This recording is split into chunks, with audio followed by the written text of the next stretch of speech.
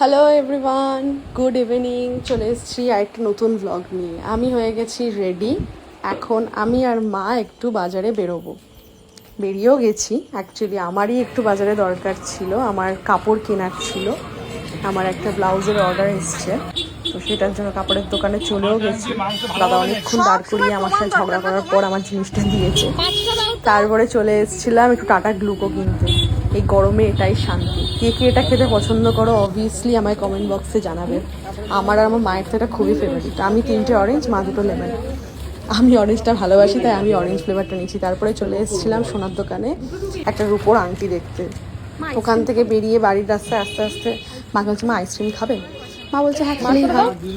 আর এই যে আমি ব্লগ করবো বলে, ভিডিও রেডি করব বলে আমি মায়ের থেকে বলছি, মা খুলে দাও, খুলে দেওয়ার পরে দাও, ওটা থেকে দাও, যেটা আমার কাজ।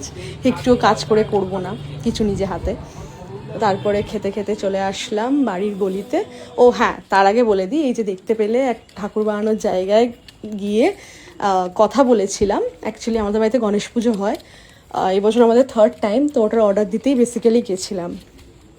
তো চলেই আসলো সময়, অর্ডারটা দিয়েও আসলাম। তো অর্ডারটা দিয়ে বাড়ির রাস্তায় হাঁটতে হাঁটতে পৌঁছে গেলাম বাড়ি। তো এখন গরম যা লাগছিল, উফ আর কি বলবো, জাস্ট মনে হচ্ছিলো কখন ঘরে ঢুকে একটু হাওয়া খাবো। এদিকে মা দরজা খুলছে, আমি মাকে বলছি তাড়াতাড়ি দরজাটা খোলো। দেখো মা হচ্ছে স্টক, ফ্রিজে যখন ইচ্ছা করে বার করে খাওয়া যাবে।